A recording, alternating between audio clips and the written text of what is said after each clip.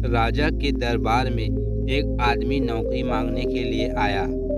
उससे उसकी काबिलियत पूछी गई तो वह बोला, मैं किसी भी व्यक्ति का शक्ल देखकर उसके बारे में बता सकता हूँ। राजा ने उसे रानी के महल में तैनात कर दिया। कुछ दिनों बाद राजा ने उससे रानी के बारे में राय मांगी तो उसने कहा, तौर तरीके तो रानी जैसे हैं लेकिन पैदाइशी नहीं है। राजा के पैरों तले जमीन खिसक गई।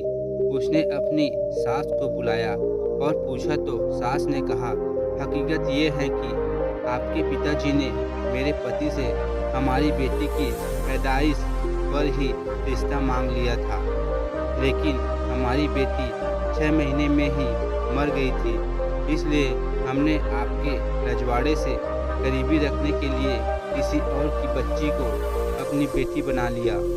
राजा ने फिर उस व्यक्ति से पूछा, तुमको कैसे पता चला? उसने कहा, रानी साहिबा का नौकरों के साथ सुलूक गंवारों से भी बुरा है।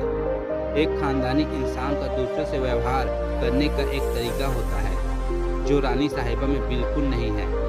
राजा उससे खुश हुआ और उसे अपने दरबार में तैनात कर लिया।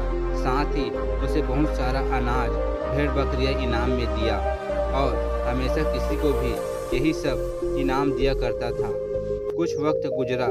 राजा ने फिर उस व्यक्ति से अपने बारे में पूछा तो उसने कहा, जान की सलामी हो तो कहूँ राजा ने वादा किया तो उसने कहा, न तो आप राजा के बेटे हो और न ही आपका चलन राजाओं वाला है।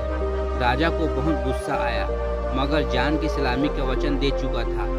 राजा सीधा अपनी माँ के महल में पहुँचा और पूछा। माँ ने कहा, ये सच है, तुम एक चरवाहे के बेटे हो।